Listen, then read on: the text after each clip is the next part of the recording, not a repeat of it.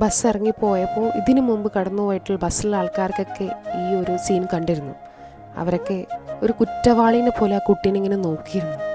ആ കുട്ടീൻ്റെ ലൈഫിലും ഇങ്ങനൊരവസ്ഥ ആദ്യമായിട്ടായിരുന്നു. ബസ് ഇറങ്ങി ഒരു മൂലയ്ക്കിരുന്ന കുട്ടി ഒരുപാട് കരഞ്ഞു.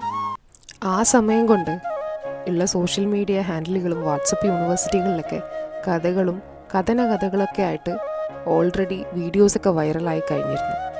ആൾക്കാരുടെ ഒരവസ്ഥയെ എന്താണ് നടക്കുന്നതെന്ന് പോലും മനസ്സിലാവാതെയാണ് ആൾക്കാർ കഥകൾ കാണുന്നത്, വീഡിയോസ് കാണുന്നത്, അത് ജഡ്ജ് ചെയ്യുന്നത്. ഇനിയിപ്പോൾ 2-3 ദിവസം നാടും നാട്ടുകാരും ഈ കുട്ടീനെ ഭരിക്കും. ആ വീഡിയോ ആയിരിക്കും താരമാവാൻ പോകുന്നത്. എന്താല്ലേ, നാട്ടിൽ നടക്കുന്ന എന്ത് സംഭവം അതിൻ്റെ പിറകിൽ എന്താണെന്ന് അറിയാത്ത കുറേ എണ്ണങ്ങളുണ്ട്. അത് അങ്ങോട്ട് സോഷ്യൽ മീഡിയയിൽ തത്തിക്കളിച്ചുകൊണ്ടിരിക്കും. ഇവിടുന്ന് മാറി മാറി വലിച്ചെറിഞ്ഞ് വൃത്തികേടുകൾ പോലെ. എത്ര പെട്ടെന്നാണ് ഒരാളുടെ ജീവിതം കാൽമേൽ മറിഞ്ഞത്. ഒരു അരമണിക്കൂർ മുമ്പ് ആ കുട്ടി വിചാരിച്ചിരുന്നില്ല താനിങ്ങനെ വൈറലാവാൻ പോകുന്നുണ്ടെന്ന്. പക്ഷേ ഇതൊക്കെയാണ് ലൈഫ്. ഇന്നത്തെ ലൈഫ് നമ്മൾ ഒരുപാട് സൂക്ഷിക്കേണ്ടിയിരിക്കുന്നു.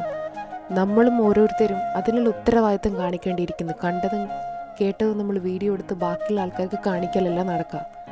അവരുടെ അവസ്ഥ എന്താണെന്ന് മനസ്സിലാക്കുകയും അത് നമ്മൾ ചെയ്യേണ്ടത് നമ്മളിൽ മാത്രം ഒതുങ്ങി തീർക്കുക വേണ്ടത്.